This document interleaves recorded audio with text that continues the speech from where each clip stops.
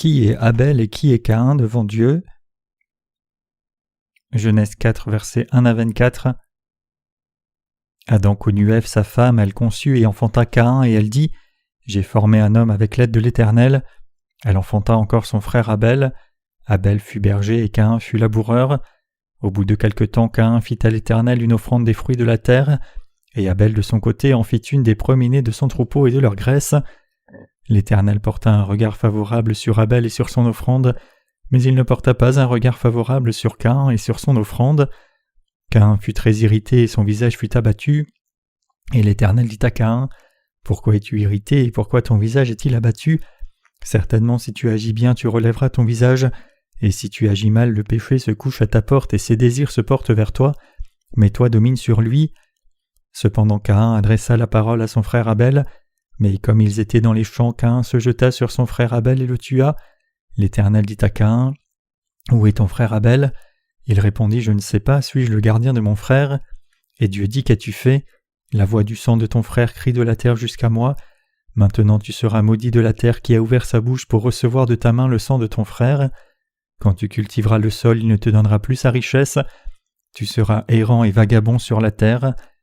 Caïn dit à l'Éternel : Mon châtiment est trop grand pour être supporté. Voici, tu me chasses aujourd'hui de cette terre. Je serai caché loin de ta face, je serai errant et vagabond sur la terre, et quiconque me trouvera me tuera. L'Éternel lui dit : Si quelqu'un tuait Caïn, Caïn serait vengé 7 fois. Et l'Éternel mit un signe sur Caïn pour que quiconque le trouverait ne le tuât point. Puis Caïn s'éloigna de la face de l'Éternel et habita dans la terre de Nod à l'orient d'Éden.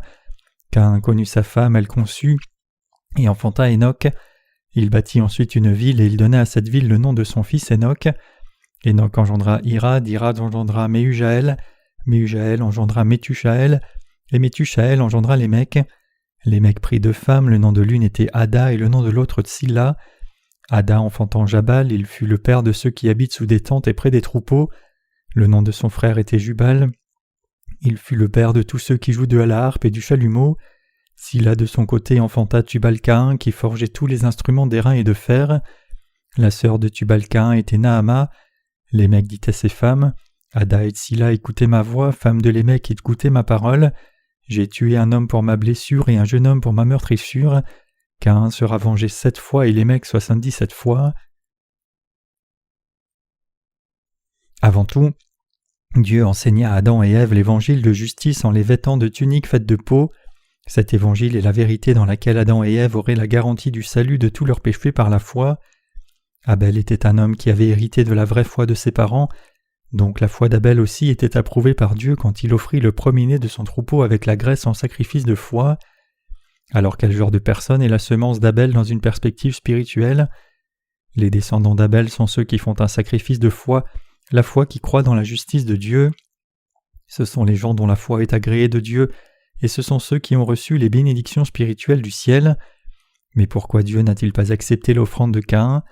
C'est parce que Caïn donna son offrande en sacrifice à Dieu de sa propre façon. Puisque l'offrande de sacrifice que Caïn donna ne correspondait pas à l'offrande sacrificielle établie dans la providence de Dieu pour le salut, il ne l'a pas acceptée. Les gens tendent à penser qu'il est bon d'offrir n'importe quel sacrifice, aussi longtemps que c'est fait avec sincérité, mais en réalité il n'en est pas ainsi. Il est écrit dans la Bible qu'Abel offrit le premier-né de son troupeau avec la graisse. Cela signifie que nous devons aller devant Dieu avec la foi dans le salut qu'il a accompli pour nous. Quel genre de gens sont les descendants d'Abel ? Dans le passage des Écritures d'aujourd'hui, le fait que 2 offrandes différentes soient mentionnées, représentées par Abel et Caïn, signifie que 2 lignées spirituelles différentes se sont transmises de génération en génération. Les descendants d'Abel sont ceux qui ont offert des sacrifices à Dieu seulement par la foi, croyant dans la vérité de l'Évangile que Dieu a enseigné à leurs ancêtres dans la foi. En d'autres termes, ce sont ceux qui font des sacrifices de foi à Dieu par la foi qui croient dans la justice de Dieu. Ce sont ceux qui ont hérité de la foi d'Abel. Comme pour nous, nous sommes aussi descendants d'Abel. S'il est vrai que nous avons reçu la rémission des péchés en ayant foi dans le sacrifice de rédemption que Dieu a établi, ce sont ceux qui ont reçu la bénédiction du ciel en offrant des sacrifices de foi. Mais les descendants de Caïn ne sont pas comme cela. Ils sont ceux qui ont offert des sacrifices à leur propre mode, sans se soucier des désirs de Dieu. Comme résultat, ils se sont tenus contre la justice de Dieu et ont amené sur eux la destruction et le châtiment de l'enfer à la fin. Caïn a offert un sacrifice à Dieu en prenant du fruit de la terre comme offrande selon ses propres pensées, mais Abel a offert des sacrifices à Dieu en prenant le premier-né de son troupeau et la graisse, c'est-à-dire par la foi qui croit dans la justice de Dieu. Si nous devions comparer les actes de ces deux hommes d'une perspective humaine, Abel n'était pas meilleur que Caïn, mais à la lumière de la vérité de Dieu, Abel qui avait foi dans la justice de Dieu était plus honnête et meilleur que Caïn. Ainsi le sacrifice de Caïn offert avec le fruit de la terre était un sacrifice charnel, mais par contre le sacrifice qu'Abel offrit à Dieu avec le premier-né de son troupeau sans défaut était un sacrifice spirituel. Le sacrifice d'Abel fut offert par la foi qui croit dans la justice de Dieu.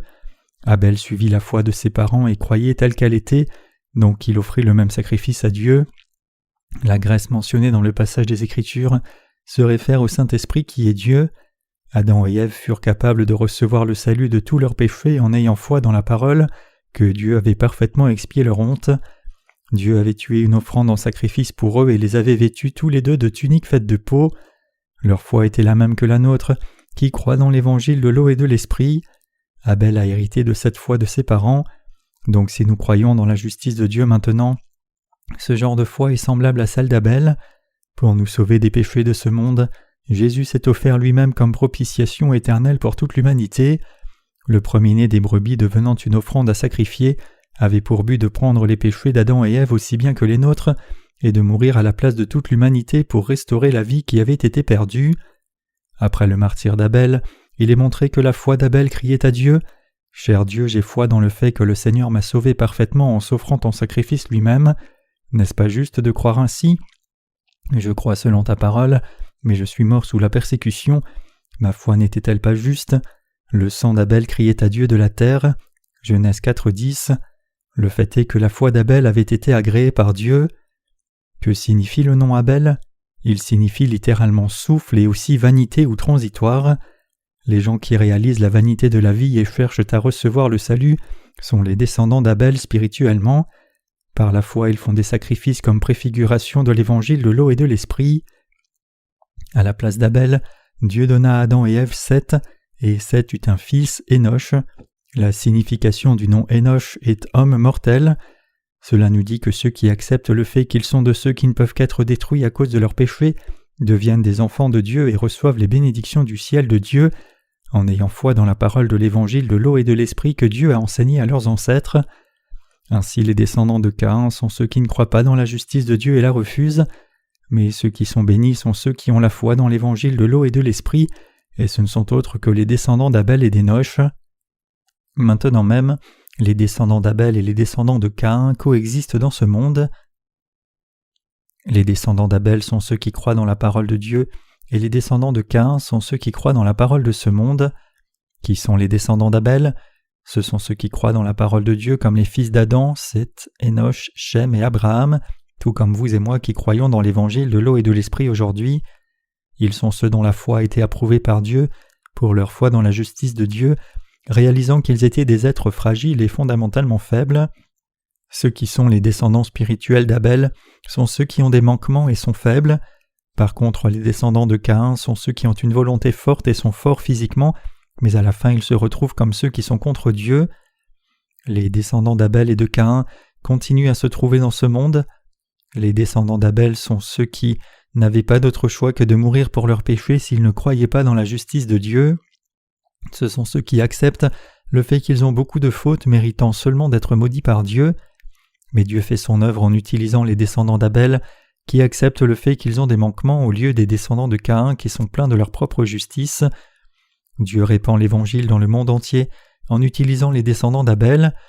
Par ceux qui ont des manquements, Dieu a fait que la foi qui croit dans la justice de Dieu continue à se répandre. La foi des descendants d'Abel a été transmise de cette manière. Vous et moi ne sommes pas devenus justes parce que nous sommes meilleurs que les autres. En ayant foi dans la justice de Dieu, nous avons pu nous tenir dans les rangs des justes.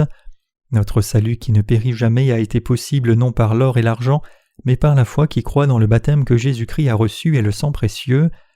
Les descendants d'Abel n'avaient pas d'autre choix que de croire et de s'appuyer seulement sur la justice de Dieu, car ils savent bien qu'ils ont des manquements, mais ceux qui croient et s'appuient sur leur propre force, prétendant être meilleurs et plus intelligents dans un sens physique, finiront comme des descendants de Caïn. Dans ce monde, Seuls ceux qui réalisent correctement leurs manquements et leurs faiblesses de la chair peuvent se tenir dans les rangs de la foi d'Abel. Ainsi, tous ceux qui n'ont pas leur propre justice de la chair recevront les bénédictions précieuses qui viennent du ciel, en ayant foi dans la justice de Dieu qu'il a donnée. En d'autres termes, ceux qui sont plutôt faibles dans la chair reçoivent les bénédictions de Dieu, en ayant foi dans l'évangile de l'eau et de l'esprit. Aussi longtemps que les gens qui n'ont rien de quoi se vanter dans ce monde, rien sur quoi s'appuyer et sont faibles, croient dans l'évangile de l'eau et de l'esprit, ils sont capables d'entrer dans le rang des justes avec leurs ancêtres dans la foi. Vous ne devriez pas vous plaindre de vos parents dans la chair même s'ils ne vous ont pas laissé d'héritage. Plutôt vous devez être reconnaissant qu'il vous ait permis de vous tenir dans les rangs des descendants d'Abel en ne vous laissant ni richesse ni santé. Si vos parents vous avaient laissé une grande richesse et que vous viviez ainsi sans aucun besoin, auriez-vous cru dans l'évangile de l'eau et de l'esprit qui contient la justice de Dieu? Il est facile à ceux qui sont grands dans ce monde de se tenir dans les rangs des descendants de Caïn. Si les parents laissaient beaucoup de richesses à leurs enfants, il est plus évident que leurs enfants deviennent des descendants de Caïn et soient ruinés spirituellement. Il y a un temps où je me plaignais, j'aurais pu bien vivre dans ce monde si mes parents dans la chair m'avaient laissé même un peu de richesse. Comme le dit le proverbe, il n'y a pas de pâturage pour un troupeau de vaches. Je n'ai rien, alors comment pourrais-je commencer même une petite affaire? Mais après être né de nouveau, j'ai réalisé que Dieu appelait les pauvres, ceux dans le manque, les négligés et les malades de ce monde, et qu'il les faisait entrer dans les rangs de la foi d'Abel. Si nous étions de ceux qui ont la richesse et pouvoir dans ce monde, nous serions dans le rang de Caïn. J'espère que vous réalisez qu'il est plus facile de se tenir dans le camp d'Abel, où nous recevrons les grandes bénédictions du ciel, quand nous réalisons que nous sommes un vase fragile, si facile à briser. La raison pour laquelle Dieu nous a donné les épines et les ronces sur notre chemin de la vie est que nous réalisions nos manques et nos faiblesses pour cela, et soyons reconnaissants en revenant à Dieu. Nous devons réaliser que les bénédictions de la chair, de ceux qui sont intelligents, éminents et ont beaucoup de choses d'une perspective humaine, n'est pas vraiment la bénédiction du ciel. Nous sommes reconnaissants à Dieu d'avoir sauvé ceux d'entre nous qui sont vains, ont des manquements et sont mortels. Quand j'étais un enfant, mes parents pensaient que j'allais mourir car j'étais très faible. Quand je mourrais, ils allaient me jeter, mais je ne suis pas mort. Ma mère m'a gardé en vie en faisant de la soupe de riz parce que son sein était sec. Peut-être que c'est pour cette raison que lorsque j'ai grandi et que je saluais mes voisins, je les entendais dire « Eh bien, tu as survécu et grandi à ce point, tes parents ne t'ont même pas donné de nom pendant des années pensant que tu allais mourir. » Ce devait être similaire quand Abel ou Enoch sont nés. Quand Caïn est né, puisque les cris étaient forts et le corps vif, on lui a donné le nom de Caïn, ce qui signifie possession. Mais quand Abel et Enoch sont nés, ils semblaient si faibles et sur le point de mourir qu'ils furent appelés Abel, signifiant vanité, et Enoch, signifiant ce qui se brise facilement. Mais Abel et Enoch qui étaient ainsi ont reçu la bénédiction du salut de Dieu en ayant foi et en s'appuyant sur lui. J'étais aussi très faible et les gens étaient surpris que je grandisse et fasse des choses normales comme un homme, mais je suis devenu serviteur de Dieu par sa grâce. À la maison il y a 2 chiots, l'un d'eux aboie maladivement, l'autre est en bonne santé mais il ne prend pas de poids peu importe ce qu'il mange, donc mon cœur penche davantage vers celui qui est maladif. Dieu aussi donne plus d'amour à ceux qui ont des manquements. Parmi ceux qui sont autour de nous, des gens qui sont dans le manque croient dans la parole de la justice de Dieu et s'appuient sur lui plus facilement. Ainsi ces gens sont sauvés et deviennent des enfants de Dieu. Si nous regardons les gens du point de vue de Dieu, les malades, les aveugles, les affaiblis, ceux qui tombent facilement et ceux qui ont le cœur vide reçoivent beaucoup mieux l'amour de Dieu. C'est pour cela qu'il est dit que Dieu est le Dieu de Jacob. Ésaü était un homme fort et de grande volonté, mais Jacob était un homme faible et dans le manque. Vous tenez-vous dans le rang d'Abel ou dans le rang de Caïn? Êtes-vous quelqu'un qui est spirituellement dans le rang de la foi d'Abel? Sinon, êtes-vous dans le rang de la foi de Caïn? Dans la chair et en esprit, avez-vous quelque chose de quoi vous vanter? Les gens qui pensent qu'ils sont meilleurs à bien des égards sont prompts à se tenir dans le rang de Caïn, en montrant leur propre justice plutôt que la justice de Dieu. Cependant, parmi ceux dans ce monde qui ont le cœur vide, qui peuvent seulement vivre en ayant reçu la grâce de Dieu car ils sont faibles, et qui peuvent seulement vivre en se confiant dans la justice de Dieu, beaucoup entrent dans le rang d'Abel spirituellement. Ainsi, il est difficile à ceux qui ont beaucoup de choses dont ils se vantent en termes de la chair de recevoir les bénédictions spirituelles. Les gens ne reçoivent les bénédictions spirituelles qu'en croyant dans la justice de Dieu. Les gens qui ont la foi qui croient dans la justice de Dieu ne reçoivent pas seulement les bénédictions pour eux-mêmes, mais ils peuvent aussi aider beaucoup d'autres à recevoir les mêmes bénédictions en les guidant sur le chemin du salut spirituel. Mais les gens de la chair qui ne savent pas combien la bénédiction spirituelle est précieuse cherchent seulement les valeurs de ce monde, se vantant d'être si grands. Vous devriez remercier Dieu pour vos manques et vos faiblesses, mais si vous pensez encore que vous avez beaucoup de choses à mettre en avant en termes de la chair, regardez objectivement à vous-même et découvrez correctement combien vous êtes faible et avez des manquements. En fait, pour tous les êtres humains, aucun d'entre eux n'a de quoi se prévaloir dans la chair. Comment une personne pourrait-elle avoir quelque chose à montrer dans la chair devant Dieu? Nous n'avons rien à faire prévaloir. Ceux qui sont vraiment grands sont ceux qui ont la foi, qui croient dans la justice de Dieu et la répandent. Sans Christ, nous n'avons rien à mettre en avant.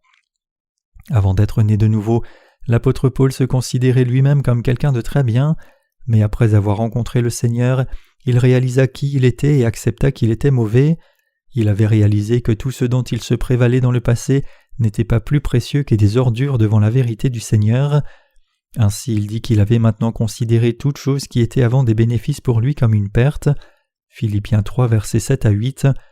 Paul avait beaucoup de choses dont il pouvait être fier dans la chair, donc quand on lui demanda de parler des choses de la chair, il pouvait dire « Moi circoncis le 8e jour de la race d'Israël de la tribu de Benjamin, hébreu né d'hébreu, quant à la loi pharisien, quant aux zèles persécuteurs de l'Église, irréprochable à l'égard de la justice de la loi. » Philippiens 3, 5 à 6.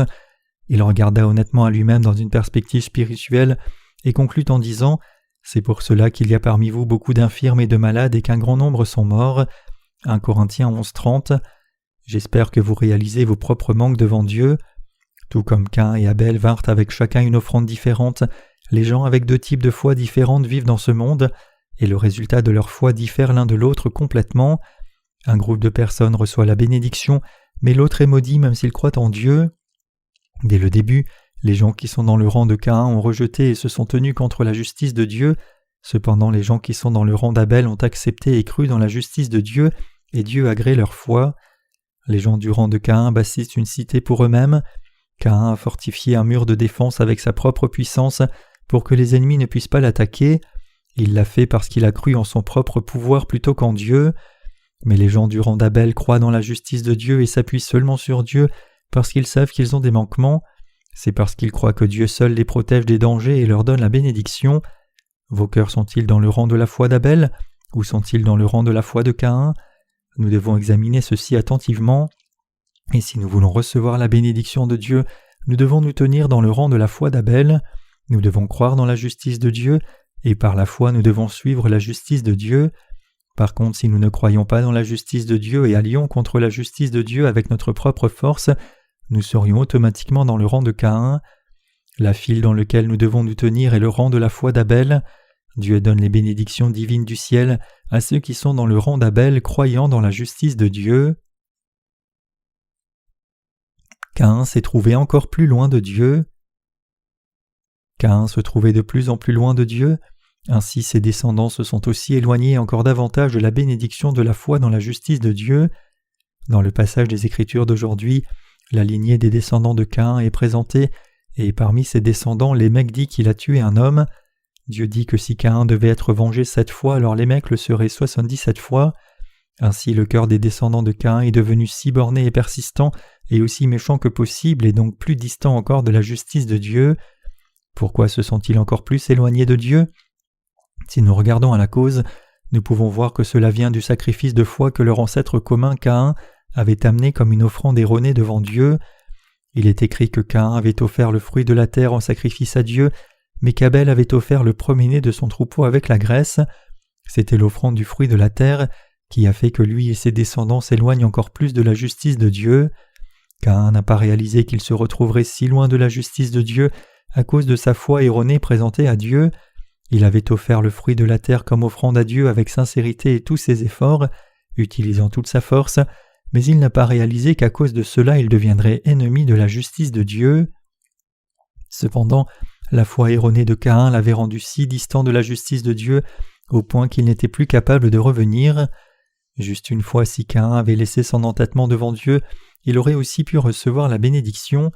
Si Caïn avait regardé Dieu acceptant le sacrifice que son jeune frère Abel avait offert et avait revu sa pensée en disant « Comme Abel, je dois aussi offrir un sacrifice qui fasse la joie de Dieu », il ne serait pas devenu ennemi de Dieu et il aurait aussi été capable de bien vivre avec son frère par la foi, mais il ne pouvait pas le faire à cause de l'entêtement à ne pas vouloir briser son propre orgueil, dû à trop de propre justice. Le fait est que Caïn s'est retrouvé encore plus éloigné de Dieu parce qu'il n'a pas reconnu son propre mal ni ses fautes. Pourquoi les chrétiens d'aujourd'hui s'éloignent-ils encore plus de la justice de Dieu ? Parce que les gens maintenant même apportent à Dieu des offrandes de foi erronées, ils s'éloignent de plus en plus de Dieu. Si les gens rejettent la vérité de l'évangile de l'eau et de l'esprit qui révèle la justice de Dieu, ils se trouvent encore plus loin de la justice de Dieu. Les gens tendent à penser « C'est bon pour moi d'avoir foi en Dieu de tout mon cœur, pourquoi devrais-je m'éloigner de Dieu juste parce que je ne crois pas dans l'évangile de l'eau et de l'esprit ?» Mais en réalité, ne pas avoir foi dans l'évangile de l'eau et de l'esprit est un raccourci pour se trouver très loin de la justice de Dieu. Les gens restent sur le siège du maudit à cause de leurs péchés parce qu'ils résistent à l'évangile de l'eau et de l'esprit qui contient la justice de Dieu. Les gens deviennent distants de Dieu parce qu'ils ne croient pas et rejettent l'amour de Dieu dans l'évangile de l'eau et de l'esprit qui révèle la justice de Dieu. Ainsi, qui que ce soit doit connaître l'évangile de vérité qui contient la justice de Dieu. N'y a-t-il pas tant de gens qui mettent en avant tous leurs efforts variés parce qu'ils veulent être proches de Dieu ? Les gens essayent désespérément d'être proches de Dieu en faisant toutes sortes d'efforts divers, comme des prières tôt le matin, le jeûne et la prière sur les montagnes, les veillées de prière, les services sociaux, les œuvres missionnaires, les activités de collecte de fonds et ainsi de suite. Cependant, parce que les gens ne croient pas et rejettent la justice de Dieu révélée dans l'évangile de l'eau et de l'esprit, ils se retrouvent encore plus éloignés du Dieu saint. Pour ceux d'entre nous qui croient dans l'évangile de l'eau et de l'esprit, nous nous retrouverons aussi loin de Dieu si nous ne restons pas proches de cet évangile de justice. S'approcher de Dieu, c'est s'approcher de Jésus-Christ en ayant foi en lui qui est venu par l'évangile de l'eau et de l'esprit. Et si quelqu'un devait rester à distance de la justice de Dieu révélée dans l'évangile de vérité, à la fin il sera encore plus éloigné de Jésus-Christ. Donc les ouvriers de l'évangile doivent croire dans l'évangile de l'eau et de l'esprit et le diffuser aussi souvent que possible. C'est parce que ce qui relie Dieu et les gens est l'évangile de l'eau et de l'esprit. Si nous chérissons la justice de Dieu, nous vivrons plus près de lui.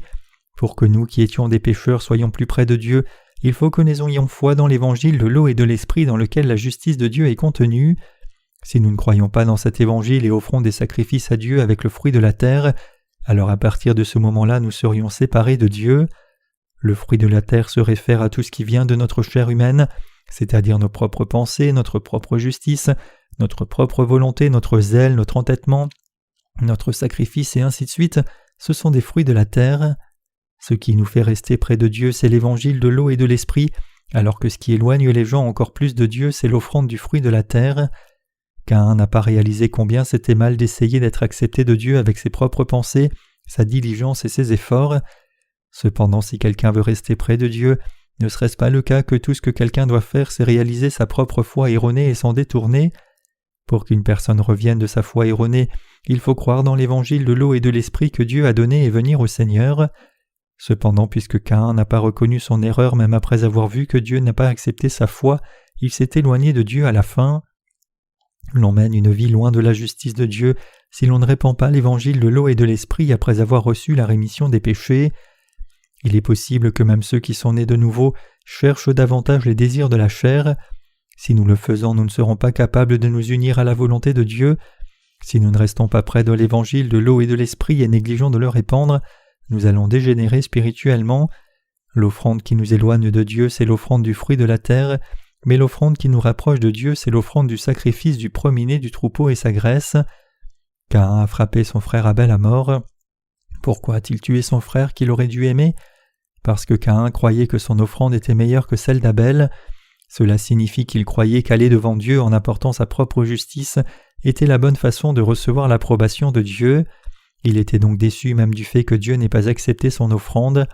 Il reprit son jeune frère. « La prochaine fois, offre à Dieu des offrandes du fruit de la terre juste comme moi ton grand frère.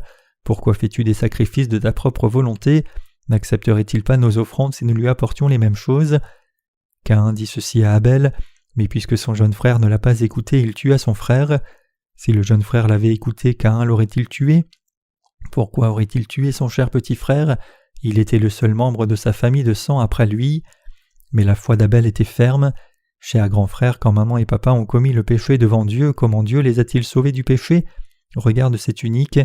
N'est-ce pas vrai que l'offrande sacrificielle a pris les péchés de notre mère et notre père pour mourir à leur place? N'est-ce pas que nous commettons aussi des péchés? Alors ne devrions-nous pas aussi venir devant Dieu en apportant les premiers-nés du troupeau comme offrande en sacrifice et recevoir ainsi la rémission des péchés? Cher grand frère, le sacrifice que tu dois offrir à Dieu n'est pas bon. Tu dois le changer et tu ne dois pas être borné devant Dieu. Cher frère, j'écouterai tout ce que tu as à dire d'autre. Veux-tu que je t'aide dans ton travail? Tout ce que tu diras, je le ferai pour toi, mais le sacrifice que j'offre à Dieu est le bon. Offrons un sacrifice à Dieu de cette façon, toi et moi ensemble. Pensez-vous que le jeune frère Abel n'a pas dit cela? Puisque Caïn ne pouvait pas laisser sa propre justice, alors qu'ils étaient dans le champ, il tua son jeune frère Abel. Chers croyants, pourquoi Caïn a-t-il tué Abel dans le champ et non à la maison? C'est parce qu'ils devaient être assez loin de leur mère et de leur père pour faire cet acte. En d'autres termes, à ce moment-là, Adam, Ève et Abel faisaient l'Église pour Dieu, mais un membre de l'Église a été tué en dehors de l'Église par quelqu'un qui n'était pas une personne née de nouveau. Au chapitre 3 du livre de la Genèse, un événement où le serpent a tué Ève spirituellement quand elle était loin d'Adam est raconté. Si vous ne voulez pas être tué spirituellement, vous devez vous unir à l'Église, obéir à ses commandements et recevoir sa protection toujours. Quiconque veut acquérir la bénédiction de la vie éternelle et aller au ciel doit croire en Jésus-Christ qui est l'incarnation du premier-né des brebis, comme le Sauveur, et offrir le bon sacrifice à Dieu par la foi, c'est-à-dire que l'on doit recevoir la rémission des péchés en croyant dans l'évangile de l'eau et de l'esprit. Cette foi est la foi nécessaire pour qu'une personne reçoive le salut des péchés. Caïn alla en enfer parce qu'il n'avait pas cette foi, et par cette foi Abel est allé au ciel. Comment une personne qui est séparée de Dieu par ses propres péchés reçoit-elle la rémission des péchés? La personne reçoit la rémission des péchés par un agneau. Parce que Caïn a résisté à cette offrande de la foi, ses péchés ont commencé à s'accumuler. D'abord Caïn s'est trouvé très loin de Dieu à cause du faux sacrifice, par lequel il ne pouvait pas recevoir la rémission des péchés. Deuxièmement, il devint encore plus distant de Dieu parce qu'il ne pouvait pas laisser ses propres pensées, et à la fin, à cause de cette fausse foi, il finit par frapper son frère à mort. Caïn s'est caché après avoir tué son jeune frère, et Dieu demanda à Caïn « Caïn, où est ton frère ?» Caïn répondit avec arrogance « Suis-je le gardien de mon frère ?» Dieu dit « Le sang de ton frère crie de la terre et tu dis que tu ne sais pas. Je sais que tu as frappé ton frère à mort avec une pierre et dis-tu que tu ne sais rien à son sujet? La terre a reçu le sang de ton frère et crie vers moi. N'est-ce pas ton cœur qui me dit que tu as tué ton frère? Penses-tu que je ne sais pas? Penses-tu que tu peux cacher ce fait? » Caïn répondit « Mais il est déjà mort, alors que puis-je faire? Dieu, tu me presses et mon châtiment est au-dessus de mes forces. Tu m'as certainement rejeté ce jour de la surface de la terre, je serai caché de ta face, je serai un fugitif et un vagabond sur la terre, et quiconque me trouvera me tuera. » À partir de là, Caïn eut peur de sa famille et des gens. En vérité, Caïn devint ennemi de ses parents et devint une personne que tout le monde évitait. Vous demandez comment il peut y avoir d'autres personnes en ce temps-là. Adam et Ève n'ont pas donné naissance seulement à Caïn et Abel. Ayant vécu 930 ans, Adam a eu enfant après enfant. Ses enfants avaient leurs propres enfants et le nombre de gens commençait à augmenter de façon exponentielle. Si vous n'acceptez pas non plus l'évangile de l'eau et de l'esprit, vous recevrez le jugement pour vos péchés et irez en enfer comme salaire de vos péchés. À cause des péchés dans son esprit, Caïn ne pouvait que devenir fugitif et vagabond sur la terre. Aussi craignant que les autres gens ne le tuent, il vivait avec la peur de la mort. Ainsi cela ne lui suffisait-il pas de se soumettre à Dieu et revenir? Caïn aurait reçu la rémission des péchés s'il s'était retourné pensant « J'ai eu tort de tuer mon jeune frère, j'avais tort aussi de ne pas croire en Dieu avec la foi qu'avait mon frère. Offrir le fruit de la terre à Dieu était une erreur en soi, je dois changer. » Et avait amené un agneau en disant « Cet agneau a été tué en sacrifice à ma place, permets-moi de recevoir la rémission des péchés tout comme pour mon frère. » Mais Caïn ne l'a pas fait. Cependant Dieu appela de nouveau Caïn et lui donna une marque de salut pour que même Caïn puisse recevoir la rémission des péchés. Cela signifie que Dieu a donné à Caïn la marque du salut, c'est-à-dire l'évangile de l'eau et de l'esprit qui dit « J'ai même expié ton péché pour avoir commis un meurtre. » Mais Caïn sortit de la présence du Seigneur Dieu à la fin et demeura dans le pays de Nod à l'est d'Éden. Ce pays où il demeura était un pays où l'on devait se déplacer. Caïn était le représentant de la vie maudite dans laquelle les gens portent tous leurs péchés eux-mêmes et sont détruits. Même maintenant, les descendants de Caïn disent « Si je dois aller en enfer, j'irai, pourquoi avoir peur ?» Les enfants de Caïn sont devenus charnels à la fin. Caïn laissa Dieu et coucha avec sa femme, Ainsi il eut Énoch, et Énoch engendra Irad, et Irad engendra Méhujaël, et Méhujaël engendra Méthuchaël, et Méthuchaël engendra Lémec. Puis Lémec prit Ada pour femme et eut Jabal et Jubal, et Jabal est celui dont on dit qu'il est le père de ceux qui vivent dans les tentes et ont du bétail. La vie d'un humain commence par le soin de la nourriture, le vêtement et le gîte.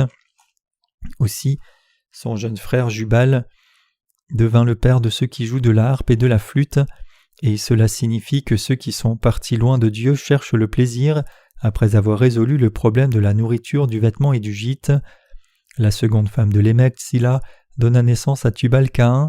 Il était un instructeur de travailleurs du bronze et de l'acier, cela signifie qu'il était forgeron. Cela signifie qu'il était le père de ceux qui font des épées et des objets en chauffant le métal avec du feu. Avec ces trois hommes, la civilisation humaine s'éleva. Par les enfants de Caïn, les cultures de la guerre, du plaisir et de l'agriculture commencèrent. Toute l'humanité essaye de résoudre les problèmes de nourriture, vêtements et gîtes avant tout. Quand la nourriture, le vêtement et le gîte sont réglés, ils cherchent le plaisir. Quand le plaisir prévaut, les guerres éclatent. Comment l'humanité qui a renié l'Évangile se détruit-elle ? Elle se détruit par les guerres. Finalement, l'histoire de l'humanité marquera sa fin par la guerre. Dieu nous dit que l'histoire de l'humanité qui a renié l'Évangile a commencé comme cela et finira aussi comme cela. Les gens qui ont laissé l'Évangile de l'eau et de l'Esprit tuent les gens parce que leurs cœurs sont blessés. Ils tentent toujours à penser que les autres leur ont infligé ces blessures. Ainsi ils tuent les gens pour qu'ils payent, et ils justifient ces actes de meurtre. Ils trouvent des excuses à leurs péchés en disant « Je n'avais pas d'autre choix que de faire cela », et ils se tiennent sans cesse contre Dieu. Comme résultat, ils se retrouvent aussi loin de Dieu que possible et finissent en enfer. La malédiction de leur vie perverse se trouve dans le fait qu'ils se sont éloignés de l'Évangile. Ainsi les gens vont en enfer parce qu'ils se sont éloignés de l'Évangile. Pour ceux d'entre nous qui ont reçu la grâce de Dieu, nous devons faire tous nos efforts pour élever des brebis. Si nous voulons faire l'œuvre du ministère, nous devons faire tous nos efforts pour la diffusion de l'Évangile. Nous devons vivre pour le bénéfice de l'Évangile. Nous ne pouvons que faire cela. Nous ne sommes pas des forgerons, et nous ne sommes pas non plus de ceux qui jouent de la flûte, ni de ceux qui essayent de s'occuper de la nourriture, du vêtement ou du gîte. Avec la vie que Dieu nous a donnée, nous devons faire l'œuvre de garder les brebis avec les gens de Dieu. Jésus a parlé à Pierre et lui demanda « Simon, fils de Jonas, m'aimes-tu plus que ne m'aiment ceux-ci » Et il dit « Paie mes agneaux et paie mes brebis » Jean 21, 15-17. Tous les saints qui sont nés de nouveau sont des bergers spirituellement. Les gens qui sont proches de Dieu sont ceux qui ont accepté l'évangile de l'eau et de l'esprit. Que nous mangions ou buvions, quoi que nous fassions, nous devons tout faire pour la gloire de Dieu. 1 Corinthiens 10, 31. C'est pour cela que nous diffusons l'évangile de l'eau et de l'esprit, poursuivons cet évangile et faisons l'œuvre de servir cet évangile. Faire l'œuvre du service de l'évangile, c'est être de la famille de Dieu. Comprenez-vous le fait qu'accepter l'évangile de l'eau et de l'esprit, c'est accepter la justice de Dieu et s'approcher de Dieu ? Réalisez-vous maintenant que se tenir loin de l'évangile de l'eau et de l'esprit, c'est rester loin de Dieu, et que c'est aussi un acte qui conduit à la damnation ? Les gens qui ont renié l'évangile de l'eau et de l'esprit sont ceux qui s'opposent à Dieu. Ainsi, il y a une telle différence entre le résultat de ceux qui croient dans l'évangile de l'eau et de l'esprit et celui de ceux qui ne croient pas. J'espère que vous vous rappelez que si quelqu'un croit ou non et accepte ou non l'évangile de l'eau et de l'esprit est un point de divergence entre la bénédiction et la malédiction. À cette heure, nous devons comprendre la puissance et la bénédiction de l'évangile de l'eau et de l'esprit. L'amour de Dieu qui veut sauver même Caïn. Caïn, j'ai expié même les péchés que tu as commis, donc tu es sans péché. Ainsi Dieu a donné même à Caïn la parole comme marque de salut, mais Caïn n'a pas cru dans la parole et a laissé Dieu. La raison pour laquelle Caïn a laissé Dieu n'est pas qu'il avait commis beaucoup de péchés, mais c'est parce qu'il a refusé la parole de Dieu. Ainsi la malédiction est tombée sur lui parce qu'il a refusé l'amour de Dieu. Dans ce monde spirituellement, il y a deux types de personnes, ceux de la famille d'Abel et ceux de la famille de Caïn. Leurs caractères sont déterminés selon leurs activités. Caïn était fermier et Abel était berger gardant des brebis. Si nous ne chérissons pas l'évangile de l'eau et de l'esprit, ne diffusons pas cet évangile. En d'autres termes, si nous ne menons pas la vie d'un berger paissant les brebis, nous finirons par devenir des fermiers comme Caïn. J'ai vu beaucoup de gens s'éloigner de Dieu après avoir cru dans l'évangile de la justice de Dieu dans un premier temps. Je me demande, cet homme avait l'évangile et se trouvait en position élevée, mais quand le temps est passé, comment a-t-il pu se trouver si loin de l'évangile de la justice de Dieu comme cela ? J'ai lu un livre écrit par un prédicateur qui avait prêché l'évangile de l'eau et de l'esprit, mais c'était trop terrible. Je ne pouvais pas trouver même une ligne dans le livre qui déclarait le véritable évangile. Il n'y avait aucune trace de l'évangile de l'eau et de l'esprit. Pourquoi cet homme est-il devenu comme cela ? Est-il devenu comme cela parce qu'il a péché plus que nous ? Est-ce parce qu'il n'a pas appris la Bible autant que nous ? Non, il est devenu une telle personne parce qu'il a pris de la distance avec l'évangile de l'eau et de l'esprit. En d'autres termes, il a suivi la voie de Caïn. Il n'a pas servi les âmes, il a juste servi sa propre chair comme Caïn travaillait la terre. Qui aurait su que suivre la foi de Caïn lui apporterait un tel résultat ? Qui aurait su que le point divergent entre le ciel et l'enfer se trouvait dans cette simple vérité, l'évangile de l'eau et de l'esprit ? Qui dans ce monde aurait connu cette vérité qui dit que peu importe combien quelqu'un a des manquements, s'il offre à Dieu un agneau en sacrifice par la foi, il ira au ciel par la foi et recevra les bénédictions de Dieu ? Notre Dieu nous a fait posséder le ciel en nous faisant connaître l'évangile de l'eau et de l'esprit, et Dieu nous a maintenant permis de vivre pour cet évangile de vérité comme des bergers de brebis de Dieu dans son Église. Nous devons savoir clairement combien l'évangile de l'eau et de l'esprit est précieux. Ce véritable évangile nous a fait naître de nouveau comme justes et nous a fait jouir de la vie éternelle dans le ciel en faisant de nous les enfants de Dieu. Cet évangile a expié tous nos péchés et comme résultat le Saint-Esprit est venu en nous. L'évangile de l'eau et de l'esprit est la vérité de l'évangile qui a été accompli par Jésus-Christ. Cet évangile est l'évangile du salut, accompli selon le plan de Dieu, et c'est l'évangile de la bénédiction donnée à toute l'humanité.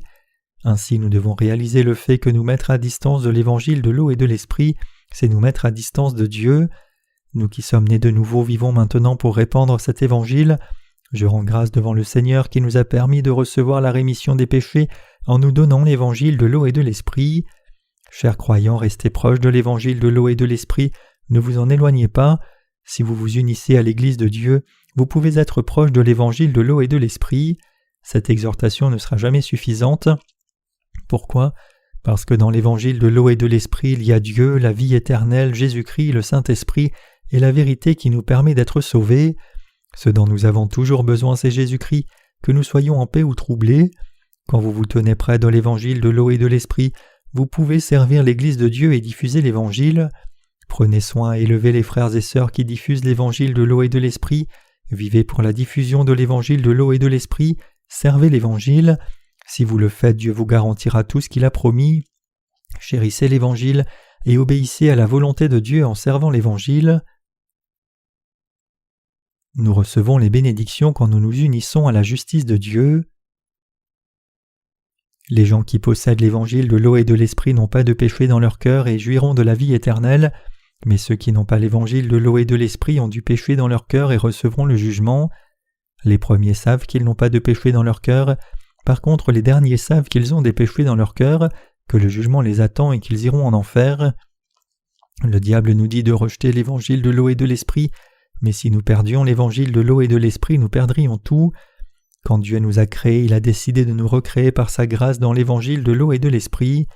Chers frères et sœurs, quand vous servez le Seigneur, considérez que l'évangile est précieux, vivez votre foi dans l'évangile. La vie sans l'évangile de l'eau et de l'esprit est un raccourci vers la malédiction et la destruction. Mais si nous sommes avec l'évangile de l'eau et de l'esprit, nous serons bénis. Si nous marchons avec l'évangile de l'eau et de l'esprit, tous nos chemins seront grands ouverts. J'espère que vous connaissez clairement ce principe. Ce ne doit pas être votre cas de ne pas savoir cela. De plus, vous ne devez pas être trompés par de faux évangiles. Si nous n'avons pas la foi qui croit dans l'évangile de l'eau et de l'esprit, cela revient au même que de ne rien posséder. Quand ils étaient dans le champ, Caïn a frappé son jeune frère Abel à mort, puis il enterra son frère dans la terre. Personne ne savait que Caïn avait tué Abel, même Adam et Ève ne le savaient pas, mais quand Dieu est apparu devant Caïn et a dit « Caïn, où est ton frère Abel ?» Caïn a répondu « Suis-je le gardien de mon frère ?» Le cœur de Caïn était plein de défiance. Dans le passé, il n'y avait pas de réticence en voyant Dieu, mais maintenant, comme son cœur était plein de péchés et qu'il était donc maudit, Caïn pensait qu'il ne pourrait plus le faire. Pour ceux dont le cœur est uni avec la volonté de Dieu, la bénédiction et la paix viennent dans leur cœur. Cependant, le cœur de ceux qui ne sont pas unis à Dieu devient atroce et maudit. Dieu voulait que Caïn aussi tue un agneau et le lui offre, et ainsi reçoive la rémission des péchés, mais Caïn alla contre la volonté de Dieu, n'unit pas son cœur avec Dieu, resta borné et tua son frère. Ainsi le péché est venu dans son cœur, et à cause de ce péché il était destiné à la malédiction, il réalisa cela. Pour ceux qui ne s'unissent pas à Dieu, leur cœur est maudit d'abord, puis ils sont désolés, et les péchés s'inscrivent dans leur cœur. Adam et Ève sont devenus pécheurs parce qu'ils n'ont pas cru dans la parole de Dieu, et même Caïn aurait pu recevoir la rémission des péchés en offrant un jeune agneau à Dieu. Mais il devint un pécheur complet parce qu'il ne partagea pas son cœur avec la volonté de Dieu. En vérité, si nous ne nous unissons pas à Dieu, nous devenons pécheurs, mais si nous nous unissons à l'évangile de l'eau et de l'Esprit de Dieu, nous recevons la rémission des péchés et devenons justes. Comme enfants d'Adam, ils sont nés pécheurs, mais Caïn et Abel n'ont pas réalisé qu'ils étaient des pécheurs avant d'avoir offert des sacrifices à Dieu. Mais après avoir offert des sacrifices à Dieu, puisque Caïn est resté borné et a rejeté la rémission des péchés donnés par Dieu, il est devenu un pécheur. Dieu a dit à Caïn : « Qu'as-tu fait ? La voix du sang de ton frère crie de la terre jusqu'à moi. » La terre se réfère au cœur des gens. À qui les péchés du cœur de Caïn ont-ils amené un témoignage contre lui ? La conscience de Caïn apporta un témoignage contre Caïn à Dieu. « Tu as péché, tu as tué ton propre frère. Comment peut-il y avoir quelqu'un comme toi ? Tu es méchant, tu es meurtrier, tu as commis un grand péché. » Les péchés du cœur de Caïn l'ont suivi et l'ont amené à Dieu comme un meurtrier, ce qui a irrité Dieu, et il a réprimandé sa conscience. Puisque Caïn ne s'est pas uni à la vérité donnée par Dieu de la rémission des péchés, il est devenu un pécheur entier. Dieu avait déjà donné à Adam et Ève l'évangile par lequel ils pourraient recevoir la rémission des péchés, et il l'a aussi donné à leurs enfants. Mais alors que le jeune frère est devenu une personne juste en y croyant, Caïn est resté pécheur parce qu'il n'a pas uni son cœur avec la volonté de Dieu. Cette personne de Caïn représente tous les gens méchants qui rejettent la justice de Dieu. Comment les gens deviennent-ils méchants pécheurs devant Dieu ? S'ils n'unissent pas leur cœur à l'évangile de l'eau et de l'esprit qui amène la rémission des péchés, ils resteront de méchants pécheurs. Recevoir le salut de Dieu n'a rien à voir avec les propres mérites ou démérites de quelqu'un. Jésus-Christ a expié tous nos péchés par le baptême qu'il a reçu et par le sang de la croix, et nous recevons le salut en unissant nos cœurs à cela. Si nous l'acceptons en disant « Seigneur, tu as expié tous mes péchés ainsi par l'évangile de l'eau et de l'esprit », et si nous le croyons, nous allons recevoir la rémission des péchés et aussi nous deviendrons justes. Si nous nous unissons à cet évangile ainsi, il n'y a pas de péché dans nos cœurs, mais si nous n'unissons pas nos cœurs à l'évangile de l'eau et de l'esprit, le péché restera intact. Entre ces deux fils ici, Abel et Caïn, leur salut n'avait rien à voir avec leurs actes. Qui avait agi correctement devant Dieu et qui avait obéi à ses parents le mieux ne comptait pas. Plutôt du point de vue de la chair, Caïn aurait pu pratiquer la piété filiale et avoir fait les choses mieux. Puisqu'il servait Dieu avec le fruit de la terre, vous pouvez imaginer comme cela était bon pour ses parents. Une personne devenant pécheur ou juste est déterminée par le fait qu'il ait uni ou non son cœur à la vérité de l'évangile de l'eau et de l'esprit que Dieu nous a donné. Alors à quoi devrions-nous unir nos cœurs ? Nous unissons nos cœurs par la foi avec l'évangile de l'eau et l'esprit dans lequel est révélée la justice de Dieu. L'évangile de l'eau et de l'esprit est comme ceci. Notre Seigneur est venu sur la terre et a pris nos péchés une fois pour toutes en étant baptisé, puis il mourut à la croix et ressuscita d'entre les morts. Jésus a reçu le baptême de Jean-Baptiste en disant « Laisse faire maintenant car il est convenable que nous accomplissions ainsi tout ce qui est juste. » Matthieu 3,15. Nos péchés ont été transférés sur Jésus une fois pour toutes à ce moment-là.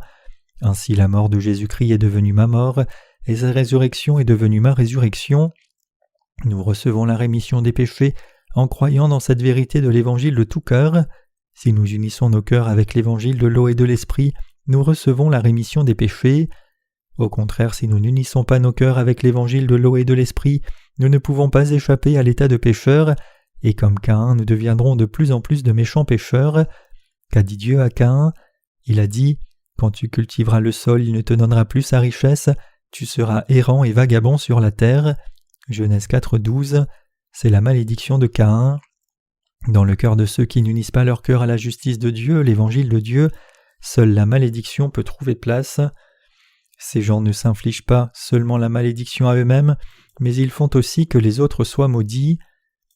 Ici, en Genèse 4,12, Dieu dit « Quand tu cultiveras le sol, il ne te donnera plus sa richesse, tu seras errant et vagabond sur la terre. » Peu importe les efforts de quelqu'un, qu'il mène une vie de religion, gagne diligemment de l'argent, vive ardemment, fasse de bonnes œuvres, vive vertueusement, que la personne soit capable de gagner de l'argent et de mener une vie de religion sera en vain, en dépit de tout.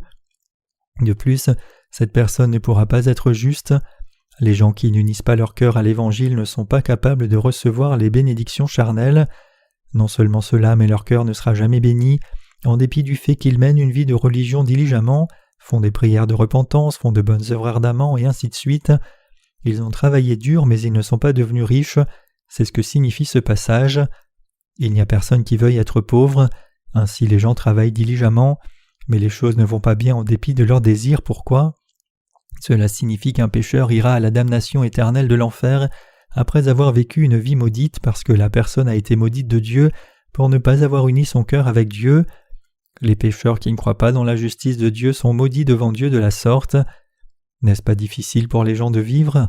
En moyenne, il y a beaucoup de gens qui n'ont rien à manger demain s'ils ne travaillent pas correctement aujourd'hui. Il n'y a pas tant de gens qui vivent sans s'inquiéter de leurs dépenses de la vie. Dieu dit « Quand tu cultiveras le sol, il ne te donnera plus sa richesse. Il n'y a plus de force. » Cela signifie que tout devient vide peu importe combien une personne essaye. C'est la malédiction de ceux qui n'unissent pas leur cœur avec l'évangile de la rémission des péchés donné par Dieu. Quand nous voyons Caïn d'un point de vue charnel, il ne semble pas avoir fait quelque chose de spécialement mal. Cependant, la cause de sa malédiction est qu'il n'a pas uni son cœur avec l'œuvre de salut que Dieu avait accomplie pour lui. Puisque son cœur ne se réjouissait pas de la justice de Dieu, il a tué son plus jeune frère qui avait uni son cœur avec Dieu. Ainsi, si quelqu'un veut être maudit par Dieu, tout ce qu'il a à faire, c'est ne pas s'unir à la vérité de l'Évangile. En faisant cela, la personne sera maudite, condamnée à mort, et elle sera aussi maudite pour ne pas pouvoir vivre dans un endroit longtemps comme il est dit. Tu seras un fugitif et un vagabond sur la terre. Cela signifie qu'il ne peut pas vivre en s'installant dans un endroit. Cela signifie qu'il vivra ici maintenant, puis là-bas, se déplaçant. Pour ceux qui ne s'unissent pas vraiment avec Dieu, ils ne peuvent pas être satisfaits par quoi qu'ils fassent, et puisqu'ils ne peuvent pas mettre leur cœur à quoi que ce soit, ils continuent à mener leur vie dans les malédictions, changeant souvent de travail, vivant souvent le divorce et changeant souvent de maison. Le ministre Choi de l'église de Pocheon, qui sert maintenant bien l'Évangile comme un serviteur de Dieu, vivait comme opérateur de grue avant de recevoir la rémission des péchés. Il avait fait un crédit sur son plan d'installation et avait travaillé très dur pour payer la dette chaque mois, mais les dettes ici et là devenaient trop lourdes. Ainsi, durant l'hiver, quand il n'y avait pas de travail, vivre semblait juste perdu d'avance. Mais après être devenu un ouvrier de l'Évangile, avez-vous vu quelle vie heureuse il mène ? Bien sûr, maintenant même, il travaille diligemment pour servir l'Évangile, mais le fait est que maintenant tous ses efforts ne sont pas en vain, mais plutôt cela a l'effet d'amasser dans le ciel. Par le passé, même s'il travaillait dur, la terre ne lui donnait pas sa force, mais maintenant il est capable de mener une vie précieuse en diffusant l'Évangile dans le monde entier, en servant l'Église et envoyant des biens matériels au bureau central de notre organisation missionnaire avec beaucoup de profit en travaillant seulement un peu. Les gens dont le cœur a des péchés ont peur. Caïn avait peur et agonisait parce qu'il pensait que les gens le tueraient à cause de ses péchés. Puisque quelqu'un qui n'est pas né de nouveau a des péchés dans son cœur, le cœur sent de la peur, parce que la personne ne s'unit pas à l'évangile de l'eau et de l'esprit donné par Dieu de tout cœur ni n'a la foi. Cette personne vit sous un sentiment de victime, comme si quelqu'un allait la tuer ou lui faire du mal. Si nous ne nous unissons pas à la vérité, cela ne s'arrête pas au seul fait de ne pas la faire, mais ces malédictions ne vont pas cesser de se répandre. Cependant, au contraire, les gens qui ont uni leur cœur avec l'amour de la vérité de Dieu recevront une grande bénédiction. Nous devons nous unir à Dieu pour cette raison. Comprenez-vous ? Si Dieu était un méchant Dieu pour nous, il n'y aurait pas besoin de nous unir à lui, mais puisqu'il est si compatissant et bon, il n'y a pas de raison de ne pas nous unir à lui. Si une personne résiste au fait de s'unir à lui, cette personne doit être insensée. Ce que j'essaye de dire, c'est que si une personne a une pensée normale, quelle raison peut-il y avoir pour ne pas s'unir à Dieu comme Abel ? Il est écrit « Caïn dit à l'Éternel, mon châtiment est trop grand pour être supporté. Voici tu me chasses aujourd'hui de cette terre.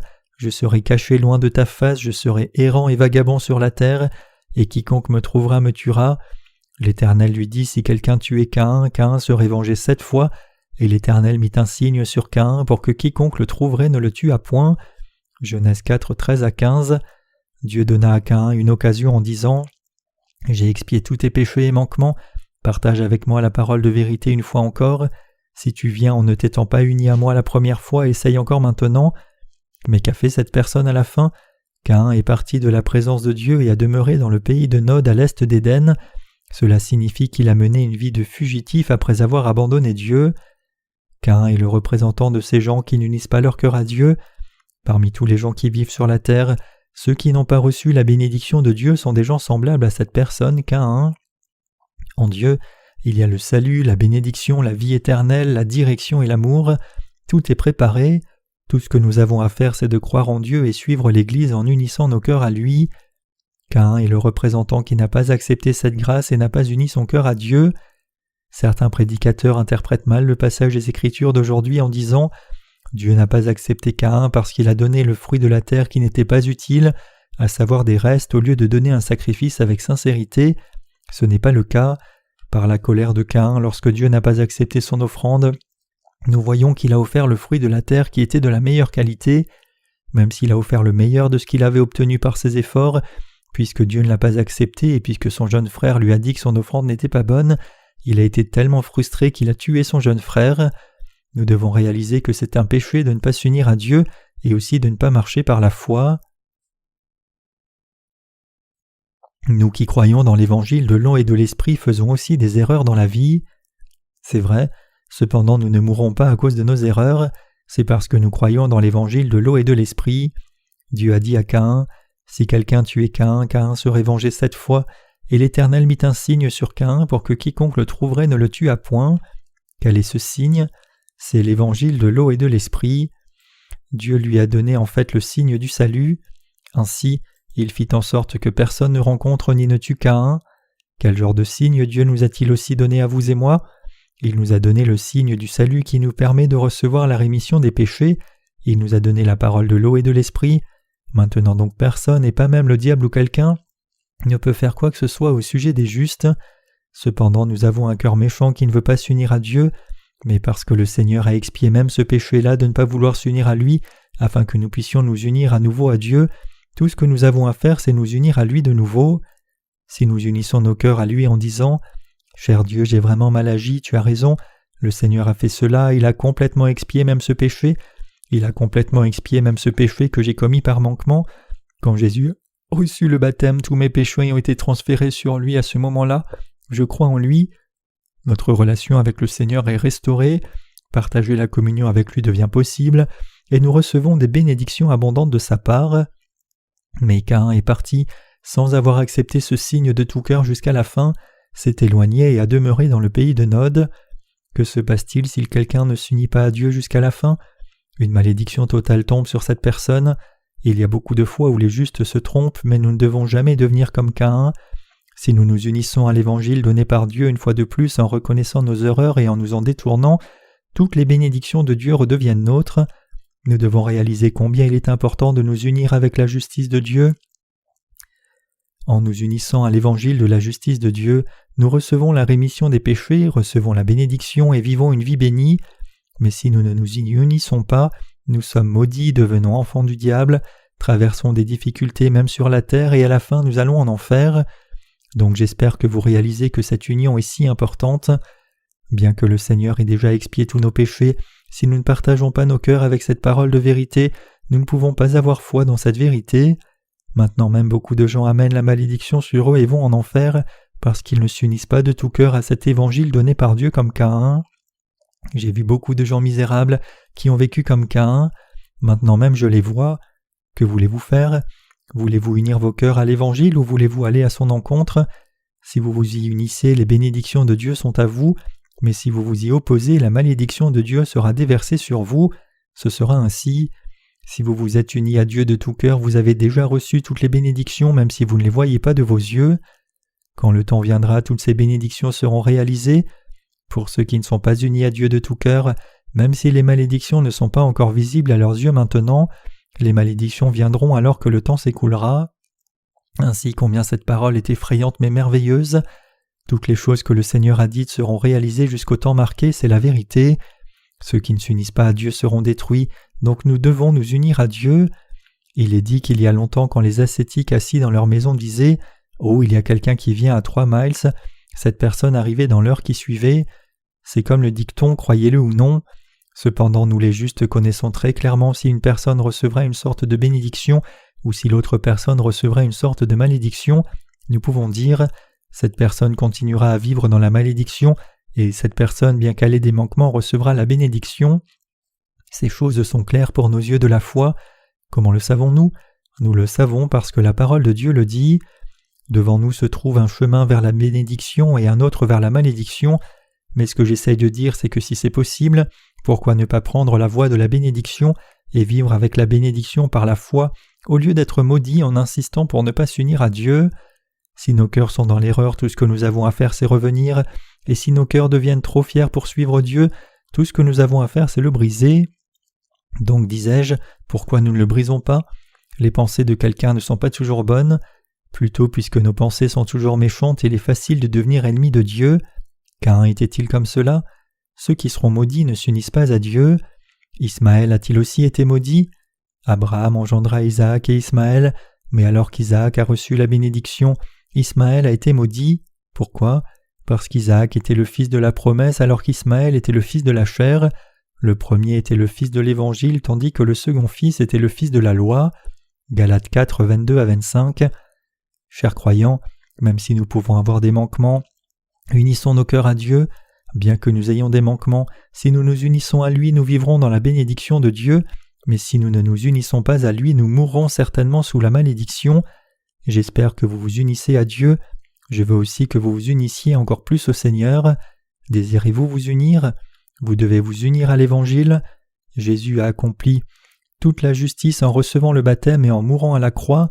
Dieu a déjà remis tous les manquements de vos actes. Puis en ressuscitant, il est devenu le sauveur de tous ceux qui croient dans l'Évangile de l'eau et de l'Esprit. Qu'est-ce que le bien et le mal dont Dieu parle ?